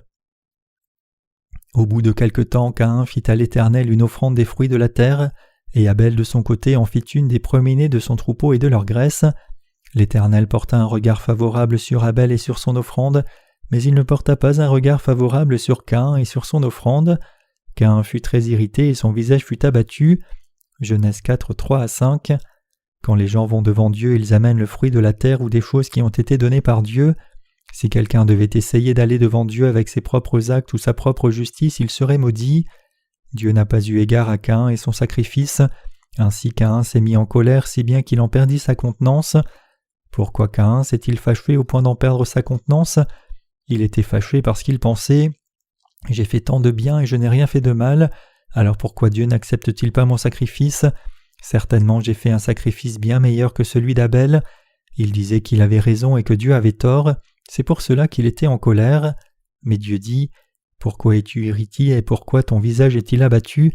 Certainement si tu agis bien tu relèveras ton visage, et si tu agis mal le péché se couche à ta porte. » Ici Dieu parle du bien. Quel est le vrai bien que nous pourrions faire devant Dieu ? Ce serait d'avoir la foi dans l'œuvre de Dieu, le fait que Jésus-Christ, qui est le premier-né des brebis, a expié tous nos péchés. La bonne œuvre, c'est de croire de tout cœur dans toutes les œuvres de la justice que Dieu a accomplies pour nous sauver, en venant sur la terre, recevant le baptême par lequel il a pris tous nos péchés, mourant à la croix pour payer le salaire de ses péchés et ressuscitant d'entre les morts. C'est notre acte le plus vertueux que d'avoir foi dans l'œuvre de Jésus qui est Dieu, qu'il a accompli en venant sur la terre dans la chair humaine. De plus, Dieu a fait toutes ses œuvres pour nous sauver, mais ignorer l'œuvre que Dieu a accomplie au lieu d'y croire, c'est le mal. Le bien, ce n'est pas offrir beaucoup de choses à Dieu, plutôt, le vrai bien, c'est avoir foi dans les œuvres que Jésus a accomplies pour nous sauver. Les êtres humains qui ont acquis leur propre standard de ce qui est bien et ce qui est mal en ayant mangé du fruit de l'arbre de la connaissance du bien et du mal, discernent le bien et le mal avec leur propre standard relatif. Cependant, pour tous les êtres humains descendants de leur ancêtre pécheur et corrompu Adam, il n'y a pas de bien fondamental du tout. C'est pour ça que la Bible dit, selon qu'il est écrit, « Il n'y a point de juste, pas même un seul, nul n'est intelligent, nul ne cherche Dieu, tous sont égarés, tous sont pervertis, il n'en est aucun qui fasse le bien, pas même un seul. » Romains 3, versets 10-12. Les standards du bien et du mal dans une société humaine changent avec les sociétés et le temps. Cela signifie qu'une vertu dans une certaine société est un vice dans une autre. Ainsi, ce que cela signifie, c'est que ces vertus sont relatives et ne sont pas basées sur la parole de vérité. Seul Dieu est bon. C'est pour cela que notre vraie vertu se trouve dans le fait d'accepter l'œuvre que Dieu a accomplie. Dieu le Père nous a envoyé son Fils unique pour nous sauver, et il a transféré tous nos péchés sur ce Fils. Puis en transférant le jugement sur le Fils au lieu de l'exercer sur nous, il a expié tous nos péchés et nous a sauvés. Ainsi Dieu le Père nous a sauvés par son Fils, donc le fait de saisir dans nos cœurs l'œuvre que le Fils de Dieu a accomplie, c'est la vertu devant Dieu, c'est cela le bien. La vertu authentique, ce n'est pas faire beaucoup de bonnes œuvres et ce n'est pas servir Dieu à notre propre façon. Plutôt, accepter complètement l'œuvre que Dieu a accomplie pour nous, c'est-à-dire le fait que Dieu nous a sauvés et retourner à la grâce de Dieu, c'est faire le bien devant Dieu. Comprenez-vous le concept du bien et du mal ? Ici, Dieu nous montre clairement le concept du bien et du mal. Qui est le vrai Dieu ? Le fait qu'être sauvé en acceptant l'œuvre du salut que Dieu a faite entièrement, c'est-à-dire accepter l'amour de Dieu, c'est ce qui est bien. Quelle est la foi correcte ? Prenons un exemple. Disons que vous avez un serviteur. Ce serviteur commet un péché et se trouve sur le point d'être pinu de mort. Cependant, disons que parce que vous aimez tellement ce serviteur, pour le sauver, vous envoyez votre propre Fils unique pour être exécuté à sa place, et qu'il sauve ce serviteur en prenant les péchés du serviteur ici, recevant le jugement et mourant sévèrement à la place du serviteur. Et s'il se trouvait que le serviteur en question ne croit pas au salut que vous avez accompli par votre Fils, comment vous sentiriez-vous face à ce serviteur ? Pour vous, le Maître, le bien c'est que le serviteur reçoive le salut que votre Fils a accompli, c'est-à-dire que le serviteur accepte votre amour. Voyez-vous ce que cette histoire essaye de dire ? Le vrai bien dont Dieu parle, c'est que nous acceptions l'amour de Dieu avec un profond sentiment de gratitude. Cependant Caïn n'a pas accepté l'amour de Dieu comme il est, et au lieu de cela il pensait que l'offrande de ses propres mérites à Dieu était bien.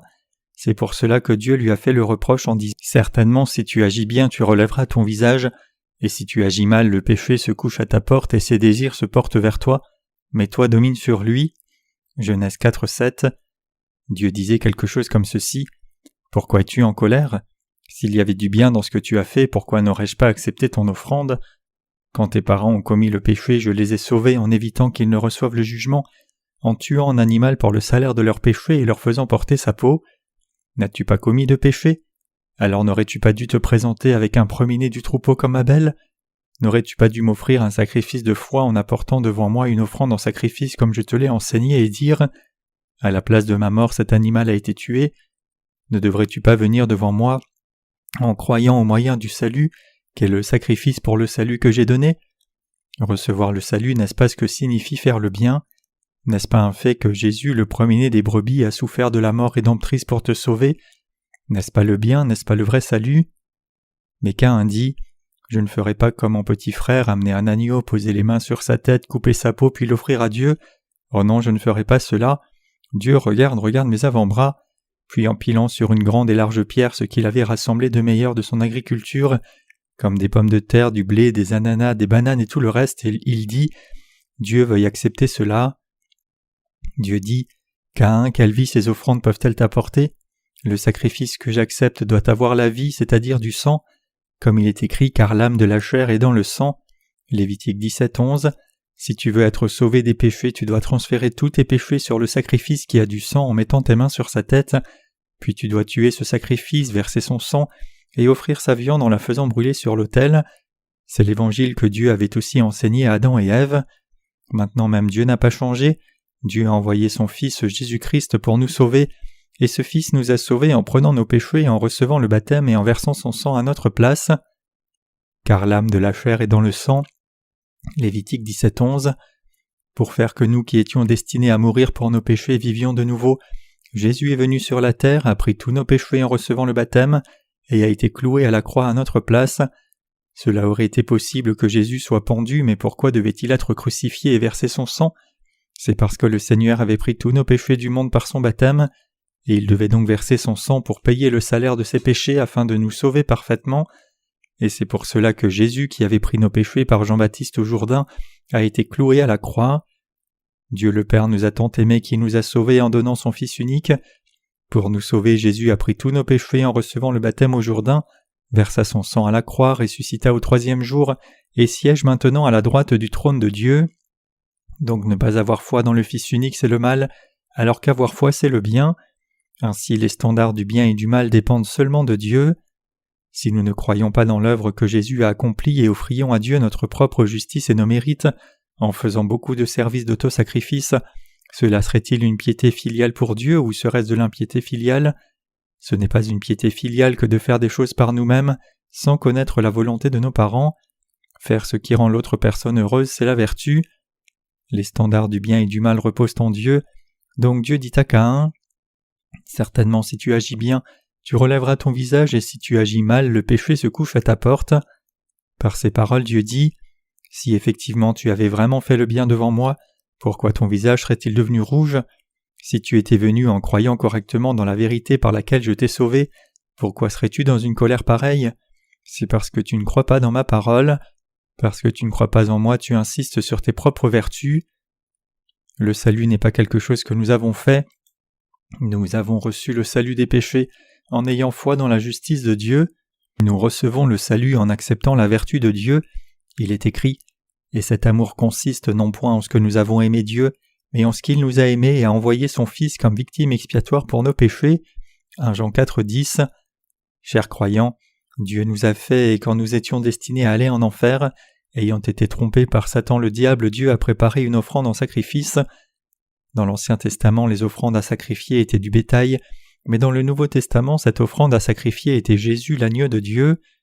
Maintenant nous devons recevoir le salut de Dieu, vivre dans la piété devant Dieu, et réjouir le cœur de Dieu en acceptant l'œuvre du salut par laquelle Dieu nous a sauvés. Mes chers croyants, n'est-ce pas le cas ? Il y a une vieille histoire en Corée au sujet de 2 personnes qui avaient reçu une médaille de piété filiale. Une personne avait reçu une médaille pour avoir servi ses parents avec un extrême dévouement, mais plus tard une personne qui avait reçu une meilleure médaille de piété filiale se présenta. Donc celui qui avait reçu la première médaille dit « Je dois aller voir comment il a exercé la piété filiale pour qu'il obtienne un plus grand prix de piété » et chercha à observer en détail la conduite de l'homme en allant vers lui. Alors qu'il entra, il dit « Maman, je suis à la maison ». La mère lui dit « Mon fils, assieds-toi et étends les jambes ». Et quand le fils tendit les jambes, sa mère ôta ses chaussettes, mit ses pieds dans une bassine et lava ses pieds pour qu'ils soient bien propres, puis elle essuya même ses pieds avec une serviette. Puis la mère dit « Mon fils, je vais faire quelque chose à manger, donc reste à la maison et mange », et donna au fils tout son amour avec un dévouement cordial. Mais tout ce que le fils faisait, c'était d'accepter cet amour. D'abord l'homme qui avait eu un prix de piété filiale et qui était venu apprendre du second en observant, commença à lui en vouloir. Cette personne a une telle impiété filiale, il devrait laver ses pieds lui-même, comment peut-il dire à sa mère de les laver, quel mauvais fils ? Mais après avoir passé quelques jours ensemble, il comprit que la mère de cet homme était plus heureuse lorsqu'elle pouvait servir son fils, puis il comprit, voilà la vraie piété filiale, c'est de rendre le cœur de ses parents heureux et confortable. Cette mère trouve plus de plaisir à se sacrifier et à faire quelque chose pour son fils, plutôt qu'à recevoir quelque chose de sa part, et c'est pour cela que cette personne à la piété filiale fait juste ce que sa mère veut faire. Donc puisque cette personne connaissait les désirs de sa mère, il exerçait la vraie piété filiale en tendant les jambes lorsqu'elle lui disait de le faire et en mangeant les repas que sa mère préparait pour lui avec plaisir lorsqu'elle lui disait de manger.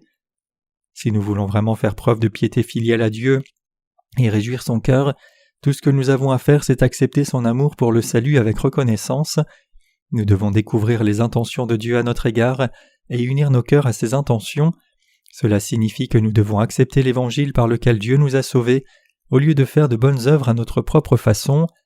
Nous devons recevoir le salut en ayant foi dans l'Évangile tel qu'il est, en l'œuvre que le Fils de Dieu Jésus-Christ a accomplie en venant sur la terre dans la chair humaine.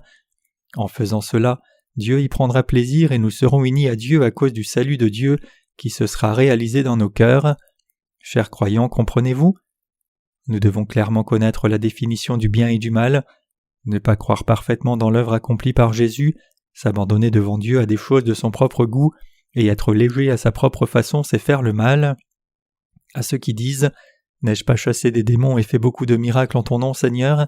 Le Seigneur dira « Retirez-vous de moi, vous qui commettez l'iniquité » Matthieu 7, 21-23. Sans croire parfaitement dans l'œuvre du salut accomplie pour nous par Jésus, vous pouvez faire des efforts, faire beaucoup de bonnes œuvres, donner beaucoup d'argent et faire beaucoup de sacrifices par vous-même en disant que c'est pour le Seigneur. Ayant servi Dieu de cette façon, vous allez vous retrouver devant lui. Mais si le Seigneur vous juge comme quelqu'un qui a pratiqué l'iniquité, combien vous sentirez-vous absurde et inutile ? N'est-ce pas ? Puisque nous aurions fait tant d'efforts pour lui, ne nous opposerions-nous pas à lui en disant « Comment peux-tu me faire cela ?» Dieu veut que nous recevions le salut et jouissions de la vie éternelle. Aussi il veut que nous menions une vie spirituelle. Il est écrit « Cela est bon et agréable devant Dieu notre Sauveur, qui veut que tous les hommes soient sauvés et parviennent à la connaissance de la vérité. 1 Timothée 2, versets 3 à 4. Chers croyants, comprenez-vous, notre concept du bien et du mal doit changer. Ne pas accepter l'œuvre accomplie par Jésus, c'est le mal en soi, c'est le mal. Certainement, si tu agis bien, tu relèveras ton visage. La chose la plus vertueuse, c'est d'accepter dans nos cœurs l'évangile de l'eau et de l'esprit par lequel la justice de Dieu a été réalisée. C'est accepter l'évangile de la justice de Dieu comme la vérité pour le salut des péchés. C'est ce qui est bien devant Dieu.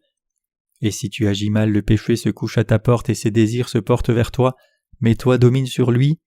Genèse 4, 7. Le désir de défier Dieu est dans tous les gens, le désir de défier la vérité est en chacun. Si possible, les gens désirent défier Dieu. La Bible nous dit qu'un tel blasphème est fondamentalement dans nos cœurs. Marc 7, 22. Mais nous devons réaliser que c'est mal et nous devons nous repentir et nous détourner. En ayant fait cela, nous devons accepter l'œuvre que Jésus-Christ a accomplie comme elle est et croire en elle comme elle est. Puis nous devons la suivre comme elle est. Et si tu agis mal, le péché se couche à ta porte. Genèse 4, 7. Si nous ne croyons pas en Jésus-Christ de tout cœur, tout ce que nous commettons sera le péché. Sans avoir foi en Jésus-Christ, même si quelqu'un visite les maisons d'arrêt et les maisons de retraite pour les réconforter et donnait $1 million comme fonds d'aide, cela reviendrait à commettre des péchés. C'est juste établir sa propre justice. C'est montrer sa propre justice au lieu de montrer la justice de Dieu. Ce n'est autre que l'œuvre qui s'oppose à Dieu tout comme un signe de destruction par Dieu. Même si nous pouvons avoir le désir de défier la parole de Dieu, nous devons le contrôler. Nous devons confesser « J'ai mal pensé, la parole de Dieu a raison ». Nous devons réaliser ceci, revenir à Dieu et accepter son œuvre de salut comme elle est. Chers saints bien-aimés, nous devons avoir un concept juste du bien. Accepter l'œuvre juste que Dieu a faite pour notre salut est la plus grande vertu. L'œuvre que Dieu fait par son Église et sa parole est la meilleure chose. Il a été dit « Voici l'obéissance vaut mieux que les sacrifices, et l'observation de ses paroles vaut mieux que la graisse des béliers, car la désobéissance est aussi coupable que la divination, et la résistance ne l'est pas moins que l'idolâtrie et les téraphimes. » 1 Samuel 15, 22 à 23. Dieu se réjouit surtout de notre obéissance à la parole de Dieu. Par contre, ne pas accepter la parole de Dieu, c'est comme servir des idoles. Cela signifie que c'est semblable au péché de servir le diable. Alors que nous menons une vie de foi, nous nous demandons « Qu'est-ce qui est vraiment bien ?» Tous les gens ont leur propre standard du bien et du mal. Cependant, nous devons reconnaître le fait que seul Dieu est bon et que seul Dieu établit le standard du bien et du mal. Ainsi, je vous dis que vous devez rejeter vos propres standards du bien et du mal. Si vous avez propre standard du bien et du mal, vous serez jetés hors du jardin d'Éden. Vous n'irez pas au ciel, nous devons placer nos standards du bien et du mal en Dieu.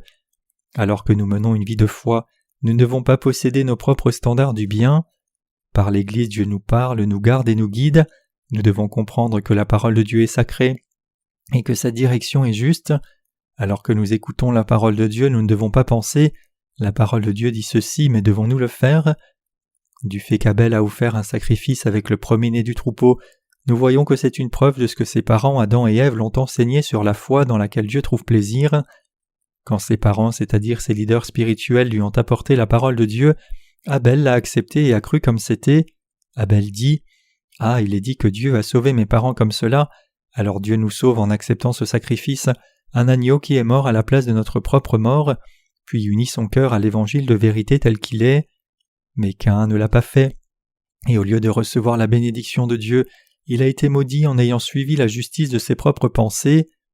Maintenant même tant de chrétiens rejettent l'évangile de l'eau et de l'esprit que Dieu a donné et croient seulement dans le sang de la croix selon leurs propres pensées. Ils sont ceux qui commettent le mal et pratiquent l'iniquité. Alors que vous menez une vie de foi, n'est-ce pas vrai que vos propres pensées se présentent dans votre tête ? Lorsque nous faisons face à n'importe quelle œuvre, nos pensées surgissent. La justice de la chair est prompte à se manifester dans la chair. Cependant, lorsque cela arrive, pour que nous suivions la justice de Dieu, au lieu de suivre les pensées erronées de la chair, nous devons chercher la direction de Dieu et de l'Église en disant « Que dit Dieu à ce sujet ? Que nous enseigne le leader dans un cas comme celui-ci ? La parole de Dieu et la direction de l'Église sont vertueuses. Au contraire, si vous refusez d'être conduit par Dieu et l'Église, vous tomberez dans vos propres pensées et finirez par vous détourner de Dieu. Même Caïn s'est tourné contre Dieu et a tué son propre frère à la fin car il était tombé dans la justice de ses propres pensées lorsqu'il a apporté à Dieu des offrandes différentes de celles d'Abel et que Dieu ne les a pas acceptées. S'il était allé vers Adam, lui parler de son problème et recevoir la direction, lui et ses descendants ne seraient pas tombés sous la malédiction, mais il a insisté sur le fait que ses pensées étaient justes jusqu'à la fin. Pouvons-nous, humains, faire des bonnes œuvres par nos propres efforts devant Dieu? Les êtres humains sont par eux-mêmes une manifestation du mal. Ainsi, ceux qui essayent d'atteindre la vertu par leurs propres efforts, pensant qu'ils sont assez bons, sont ceux qui sont les plus méchants, allant surtout contre Dieu. Ainsi, savez-vous quelle religion dans ce monde va le plus à l'encontre de Dieu? C'est le bouddhisme. Ces gens croient qu'ils peuvent devenir des dieux par eux-mêmes. Le bouddhisme qui dit « si une personne fait de bonnes œuvres, la personne peut devenir un dieu » est la religion qui s'oppose le plus à Dieu. Ce bouddhisme commence en ce moment à prévaloir dans le monde entier. En particulier en Europe, le bouddhisme enregistre sa plus forte croissance. La raison pour laquelle le bouddhisme est si actif dans une région à l'origine dominée par le christianisme tient aux deux faits suivants. D'abord parce que le christianisme sans l'évangile de vérité n'a pas pu donner aux gens le salut parfait. Les gens se sont intéressés au bouddhisme avec un goût pour le mysticisme oriental. Deuxièmement, parce que le christianisme légaliste et doctrinal n'est pas si différent du bouddhisme qui cherche fondamentalement la propre vertu des personnes. Il a été possible au bouddhisme de s'insérer dans la société chrétienne sans grand rejet. Cependant, les êtres humains deviennent-ils des dieux par leurs propres efforts? Ce n'est pas possible. La pensée que quelqu'un puisse devenir Dieu en faisant de bonnes œuvres et en pratiquant des rites, c'est défier Dieu. Si les gens insistent sur leur propre vertu, ce n'est en fait pas une vertu comme il est dit. Jésus dit « Pourquoi m'appelles-tu bon? Il n'y a de bon que Dieu seul. » Marc 10, 18.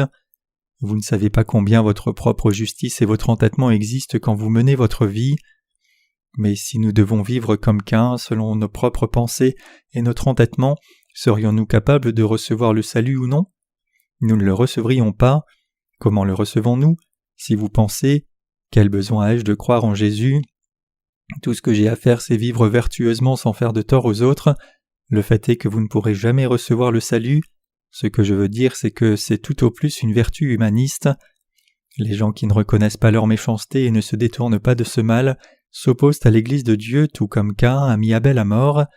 Si quelqu'un réalise son erreur, la personne doit se détourner de sa méchanceté, mais Caïn a mis en avant sa propre justice jusqu'à la fin sans s'en détourner, a tué son plus jeune frère Abel le juste. Quel mal ce jeune frère a-t-il fait?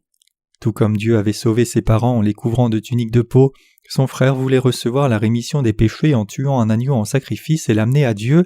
Donc qu'est-ce que ce jeune frère avait fait de mal? Quel mal a-t-il fait pour que Caïn le frappe à mort dans le champ? C'est la mauvaise conduite du méchant qui ne demeure pas devant Dieu. Parce qu'il avait le mal dans son cœur, Caïn a tué son jeune frère qui suivait le bien. C'est pour cela que la Bible dit « Ne pas ressembler à Caïn qui était du malin et qui tua son frère. » Et pourquoi le tua-t-il? Parce que ses œuvres étaient mauvaises et que celles de son frère étaient justes. 1 Jean 3, 12. Vraiment, si nous ne renonçons pas à nous-mêmes devant la parole de Dieu, nous deviendrons une personne de ce genre. Si nous ne renonçons pas à nous-mêmes, nous finirons par commettre un meurtre. Chers croyants, Abel a reçu le salut, Adam et Ève ont aussi reçu le salut, Seth aussi a reçu le salut. Cependant, tous les descendants de Caïn ont été maudits. Il y a eu beaucoup de descendants de Caïn. Les descendants de Caïn ne sont autres que ceux qui continuent d'insister sur le fait que l'évangile de l'eau et de l'esprit n'est pas vrai, même si Jésus les a sauvés par cet évangile. La Bible nous dit que Jésus a reçu le baptême pour prendre tous les péchés et nous purifier de tous nos péchés en mourant à la croix en versant son sang. Notre Seigneur nous a sauvés parfaitement. Alors comment pourrions-nous dire qu'il n'en est pas ainsi? Nous devrions réaliser que c'est un grand péché devant Dieu de ne pas rejeter notre propre justice jusqu'à la fin. Une personne qui ne croit pas selon la parole de Dieu est comme Caïn. Dieu n'a pas accepté Caïn et son offrande.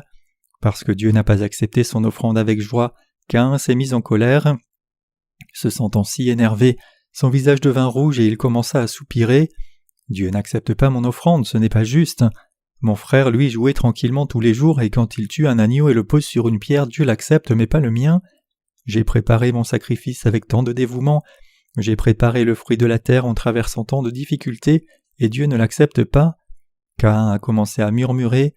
Caïn se réjouissait vraiment de commettre des péchés devant Dieu. Il aimait trop cela. Caïn fut rempli du désir de s'opposer, de défier et de désobéir à Dieu, aussi bien qu'il désirait désobéir et défier les instructions de ses parents. Mes chers croyants, pourquoi les gens qui n'acceptent pas l'Évangile s'irritent contre Dieu et nous qui sommes justes? Parce qu'ils sont méchants et leurs cœurs sont arrogants, ils se considèrent eux-mêmes comme justes. Pour ces gens, Dieu dit la chose suivante: si tu veux recevoir la rémission des péchés, fais un sacrifice avec un agneau, transfère tes péchés en mettant tes mains sur la tête de l'animal qui a le sang du sacrifice, puis apporte-le devant moi après avoir tué cet animal à ta place. N'es-tu pas celui qui devait mourir? J'aurais dû te laisser mourir, mais j'ai dit que je te sauverais si tu transférais tes péchés sur cet animal, coupais son cou, versais son sang et me l'offrais en sacrifice. Alors pourquoi n'écoutes-tu pas ma parole, mais fais-tu des offrandes à ton propre goût et à ta propre façon?